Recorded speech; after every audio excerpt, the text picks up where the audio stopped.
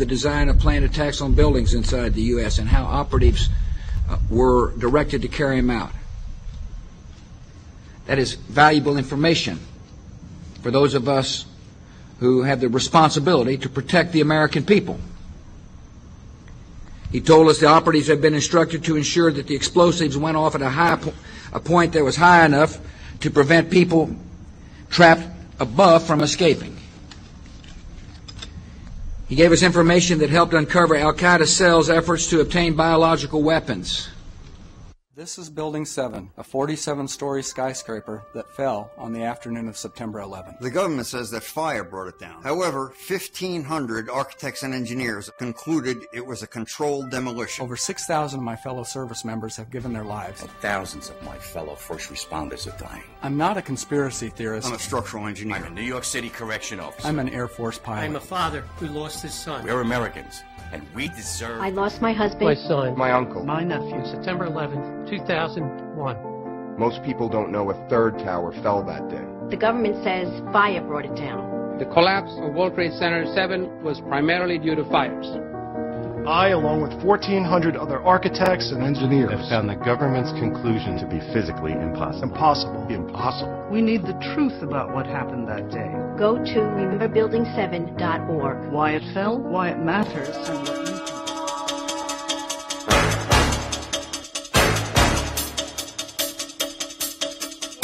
Warships are called HMCS, Her Majesty's Canadian Ship.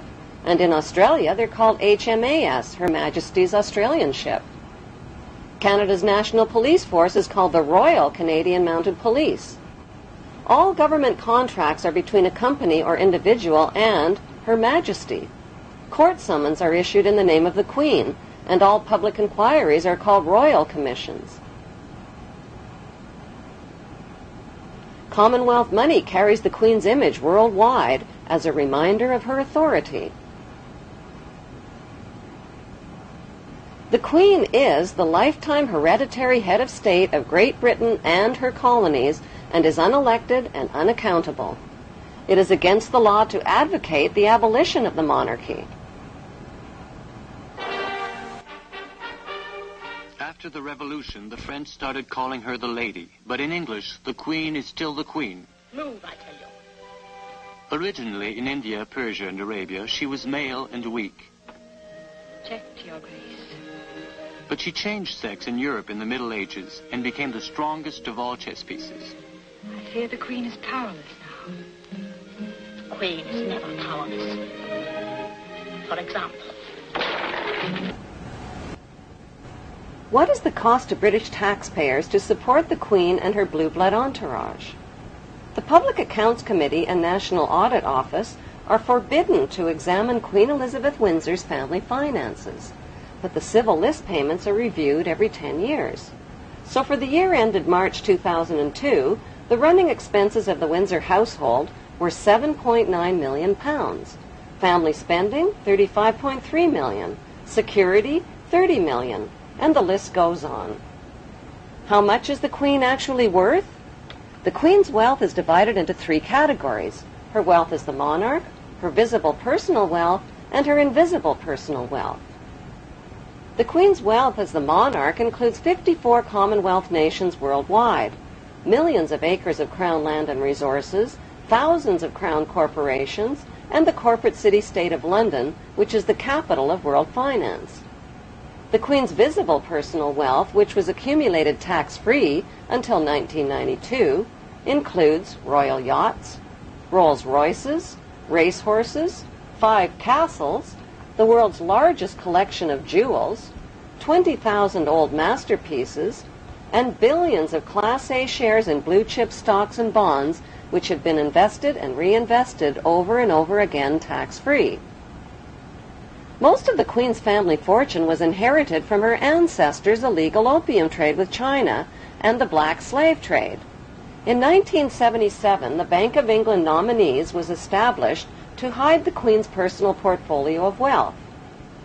As the British monarch, the Queen has access to privileged information, state secrets, and the world's top financiers. She is immune to accusations of insider trading or conflicts of interest.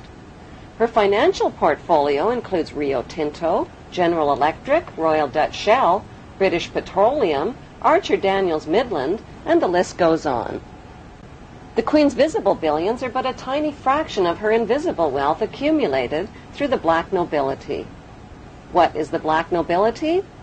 The black nobility is a wealthy aristocracy of elite ruling families who solidified their power in the 12th century by intermarrying with the wealthy godfather families of Venice, Italy.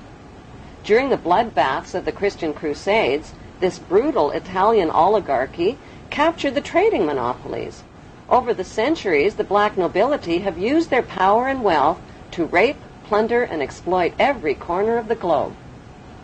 Dr. John Coleman's book, The Committee of 300, describes the history of assassinations, kidnappings, robbery, rape, blackmail, coercion, and terror committed by these inbred families on a grand scale. Today, they enrich themselves from the illegal drug and arms trade using well-distanced intermediaries. An estimated $280 billion in flight capital and drug money flows into their secret Swiss accounts. Who are these ruling black nobility families? They include the House of Hanover, Germany, the House of Habsburg, Austria, the House of Orange, Netherlands, the House of Liechtenstein in Liechtenstein, and most importantly, the House of Guelph in Britain. All of these family houses can be found on Queen Elizabeth II's family tree. The black nobility are the founders of the Committee of 300, which is also known as the Illuminati or Illuminated Ones. Queen Elizabeth II is head of the committee of these 300 ruling families. The Illuminati was formed to achieve one main objective: one world government called the New World Order. NWO spells own, backwards. All of today's think tanks originate from the Committee of 300 and include the Round Table, the CFR Council on Foreign Relations, the United Nations, the Bilderbergs, the Club of Rome, the RIIA, and the Trilateral Commission founded by David Rockefeller.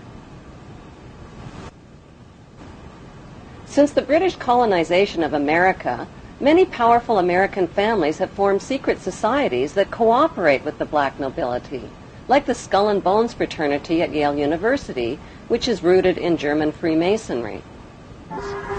Its exclusive members are some of America's most powerful and wealthy men, including 2 United States presidents, President George W. Bush and his father, President George Herbert Walker Bush.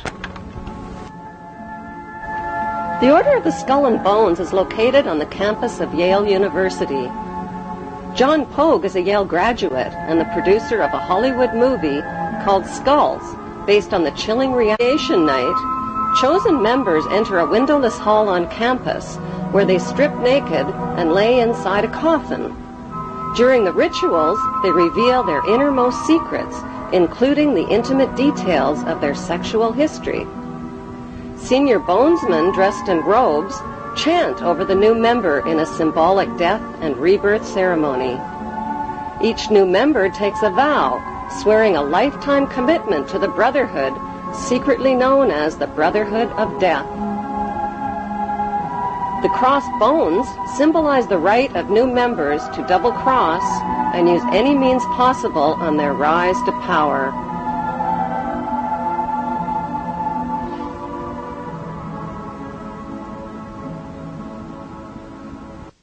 They're supposed to recount their entire sexual histories in sort of a dimly lit, cozy room. The other 14 members are sitting on plush couches, and the lights are dimmed, and there's a fire roaring.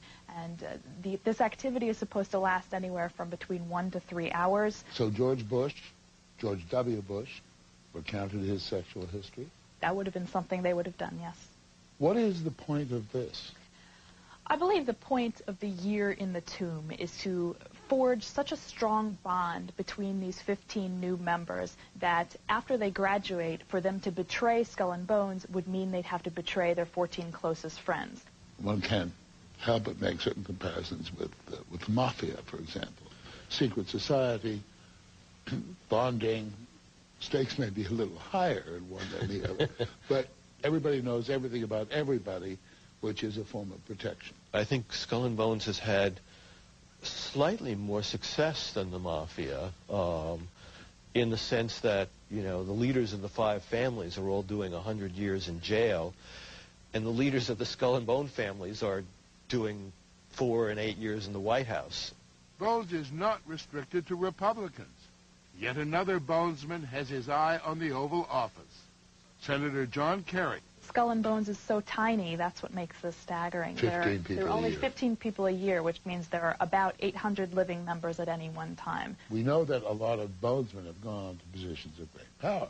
That's what Skull and Bones' purpose is, to get as many members as possible into positions of power. Though there is this mythology about Skull and Bones pulling the strings of government. You're saying the fact is Skull and Bones are pulling the strings of government. They do have many individuals in influential positions, and that's why this is something that we need to know about.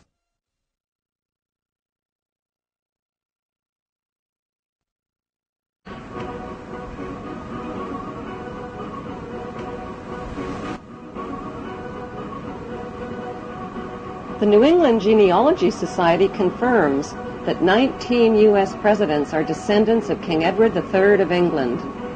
Like European royalty, America's blue bloodlines are maintained through intermarriage. George W. Bush is descended from several kings of England and Scotland. He is also a distant cousin of Queen Elizabeth II of England.